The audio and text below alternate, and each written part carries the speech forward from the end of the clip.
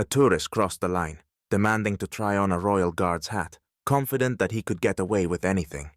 But the guard's response shocked the crowd, and what happened next became an unforgettable lesson. London at the start of summer.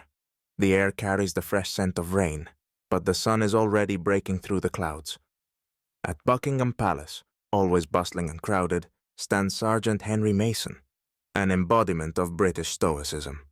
His red uniform, with perfectly pressed creases, and the massive bearskin hat evoke a sense of eternal tradition, which he proudly upholds. The crowd is its usual colorful mix: children with ice cream, adults wielding cameras, and tour guides waving flags. Henry stands motionless, with a demeanor that could convince anyone he's not a person, but a monument.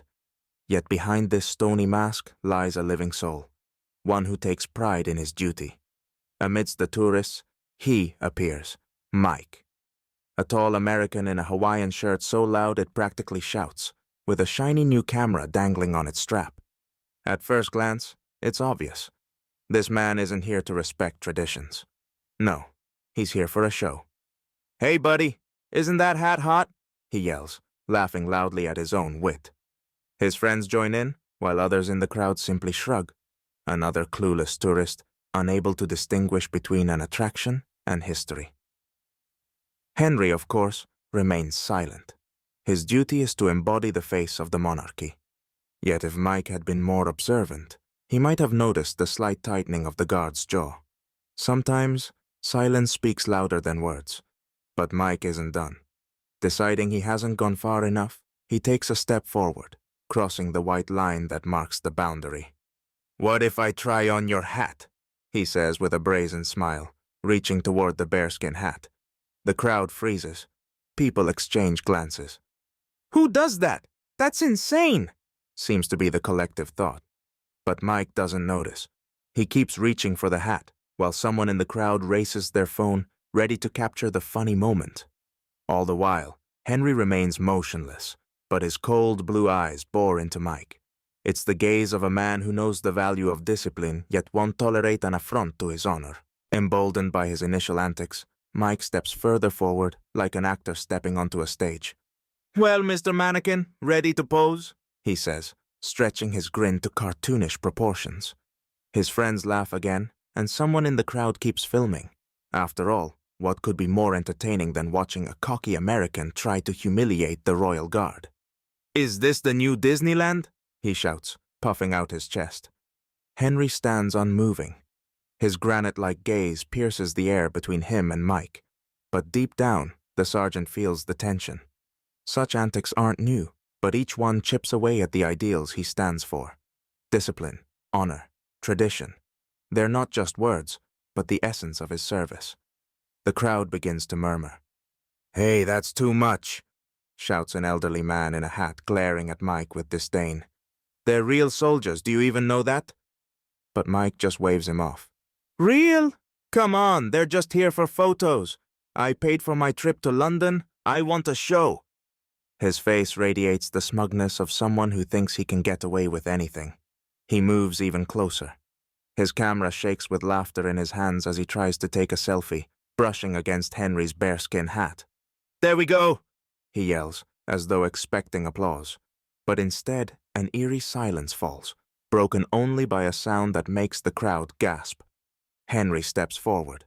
The movement, though slow, feels menacing. His steel blue eyes are filled with determination, and his voice cuts through the air like a blade. "Step back across the line, now." The words aren't loud, but they carry such weight that even the boldest tourists instinctively retreat a step. Not Mike, though. No. He sees it as a challenge. "What? Are you threatening me?" he blurts, with exaggerated bravado, glancing back at his friends, who egg him on with laughter. Turning to the crowd, he declares, "It's just a joke. He won't do anything, right? He's just a mannequin in a costume." Silence. The entire crowd waits to see what happens next. Someone mutters, "That's crossing the line." Another adds, "Seriously, this guy's an idiot." But Mike hears none of it. The echo of his own arrogance is all that fills his mind. Henry, meanwhile, remains silent. His single step forward represents a boundary, that Mike has already crossed. The crowd is captivated. Some keep filming, others nod in approval at the guard's composure. But the tension is palpable, and everyone feels the conflict has reached its peak. Mike takes one final step, as if throwing down the gauntlet. "What are you gonna do about it?" he asks, feigning confidence. The crowd holds its breath, cameras rolling, but no one could have anticipated what would happen next. The crowd froze in anticipation, as if the scene had reached its dramatic climax. Mike, grinning triumphantly, still stood convinced that the guardsman was nothing more than a living mannequin. But at that moment, as if scripted by fate, a new element emerged. A young boy in a wheelchair rolled forward, his mother gently holding his hand, her eyes filled with nervous hope as they fixed on the guardsman. "May I take a picture with you?" the boy asked softly, his voice thin and timid yet brimming with genuine excitement. Henry, as immovable as a stone statue, lowered his gaze to meet the boy's eyes. It was a moment where the guardsman broke through his usual rigidity. Slowly, almost ceremoniously, he crouched down to the boy's level. The towering bearskin hat, once seemingly untouchable, now appeared within reach. "Of course, young sir," he said, his voice the first sound the crowd had heard from him after the prolonged silence. Henry allowed the boy to carefully touch the edge of his hat, drawing quiet awe and smiles from the onlookers. The crowd's expressions softened with reverence. Some captured the moment on their phones, while others broke into gentle applause. Mike froze, his previously loud laughter replaced by a confused silence. He glanced around, expecting support from the crowd, but instead found their allegiance had shifted. One of the elderly men, who had earlier scorned Mike's antics, shouted, "That's what it means to be a true soldier!" The man's words drew approving cheers, and even the atmosphere seemed charged with a newfound respect for Henry. The crowd now regarded the guardsman as a hero, while Mike suddenly looked awkward. His smug demeanor evaporated, replaced by the realization that he had become the very embodiment of disrespect. Henry, finished with the boy, rose back to his full height. His face resumed the same stoic expression that symbolized discipline and honor. Adjusting his hat, he returned to his post as if nothing had happened. But the crowd's gaze now held more than just admiration. It radiated pride in the traditions he upheld. The crowd erupted into applause, with someone shouting, "Bravo, sir!" This moment became a symbol of not only steadfastness, but also the humanity it takes to be a hero. Mike, now devoid of the crowd's favor, attempted to slink away from the scene.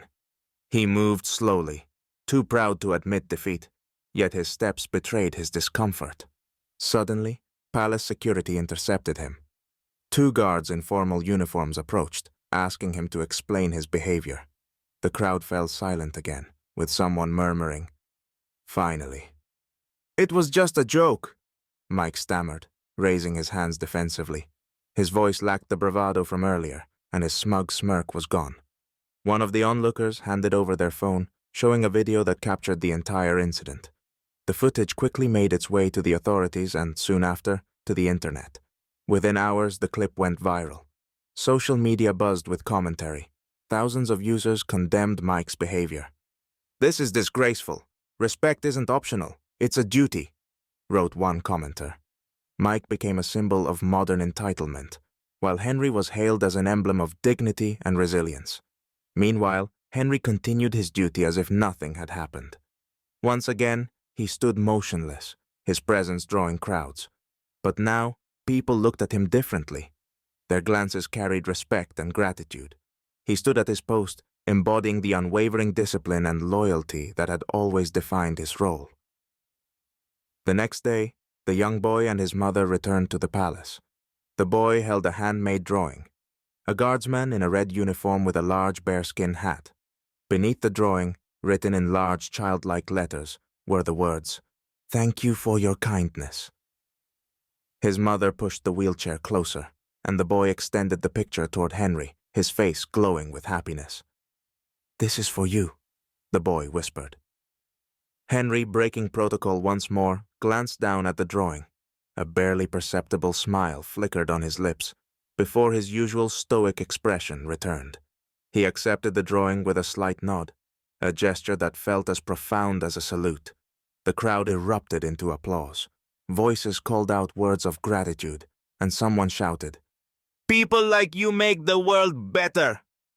Henry adjusted his hat and resumed his post, his expression once again that of quiet professionalism. Yet the moment had left its mark, a reminder that strength and humanity could coexist. And as long as people like Henry stood watch over traditions, the world would not lose its foundation.